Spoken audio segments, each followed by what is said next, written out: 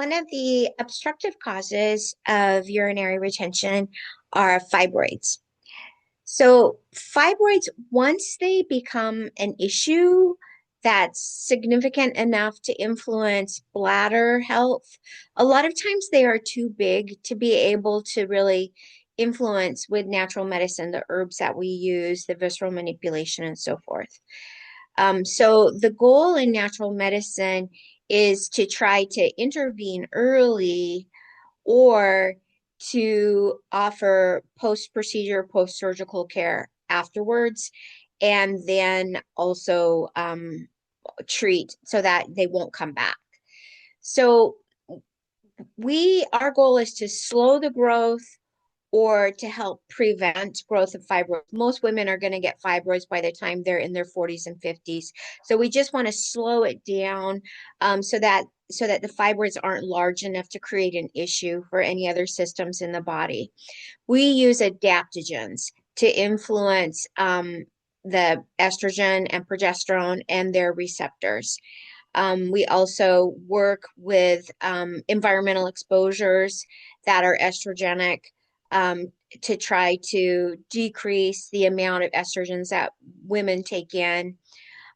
Also, of course, the liver's ability to detox, the GI's ability to detox, the steroidal hormones, all of those are things that we work with. And if if the fibroids are not large, visceral manipulation can help to some degree, but typically, like I said, by the time they cause a problem, they're going to be too large to be able to reverse successfully with our treatment. Now, that is unless you are postmenopausal, because typically fibroids are going to reverse with menopause. They will shrink down. And that is unless you're on an inappropriate amount of hormone replacement therapy. The literature shows that people who are only on progesterone are more likely to have fibroids than women who are on combined estrogen and progesterone. So that's a piece of it.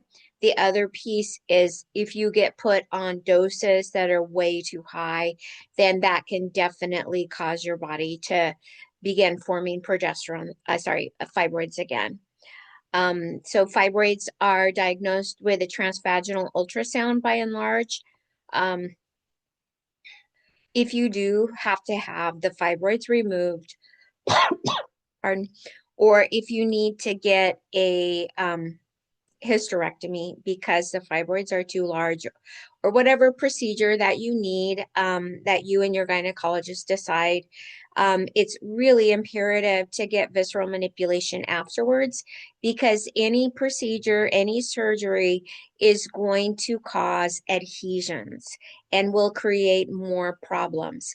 And so if the fibroids are not contributing to urinary retention after your surgery, it could be adhesions that are contributing. And so 6 to 8 weeks after any surgery, you should always get manual hands-on therapy, particularly visceral manipulation.